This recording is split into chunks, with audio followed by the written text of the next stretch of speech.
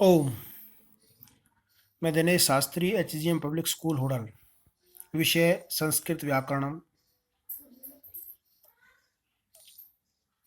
आज हम संस्कृत में संधि पढ़ेंगे। संधि एक पद है। दो वर्ण मिल जुल कर के एक नया रूप ले लेते हैं, उसी मिलन को मिलनसार शुद्धि संधि रूप में कहते हैं। दो वर्ण मिलकर के एक नया रूप लेते हैं, एक नया रूप बना लेते हैं। उसी मिलने को शुद्धि माने विद्वान लोग संधि रूप में कहते हैं, उसे संधि कहते हैं। संधि का शाब्दिक अर्थ होता है मिलना या जुड़ना। विद्यार्थियों, केवल शब्दों के मेल को ही संधि नहीं कहते, अपितु किसी भी पदार्थ, वस्तु, मनुष्य आदि के मिलने को संधि कहते हैं। यहाँ हम वर्णों के मेल संधि का वर्णन करेंगे।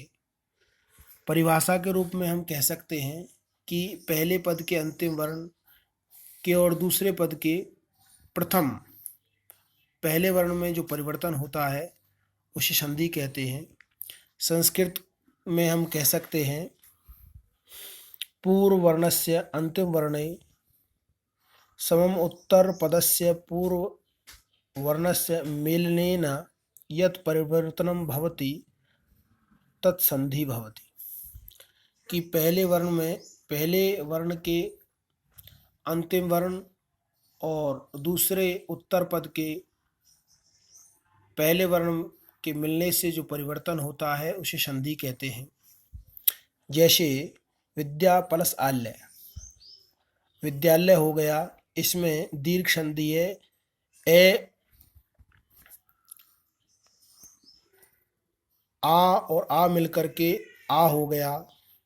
ऐसे ही जैसे यदि प्लस अपि यद्यपि हो गया, ऐसे ही कवि प्लस इंद्र, ई और ई मिलकर के दीर्घ हो गया तो कविंद्र हो गया। स्वर संधि के भेद देखो, सबसे पहले संधि के भेदों का वर्णन है।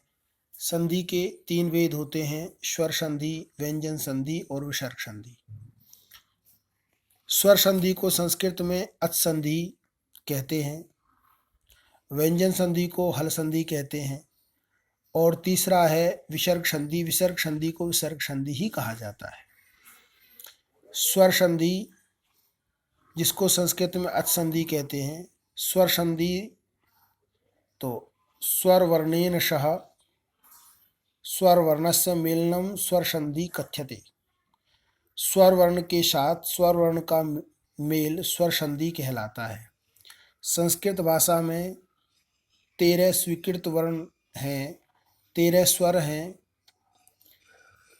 ए, आ, ई, उ, री, ल, ए, ऐ, ओ, औ और एक दीर्घ री होता है।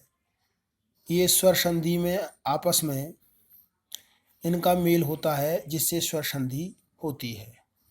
ओ।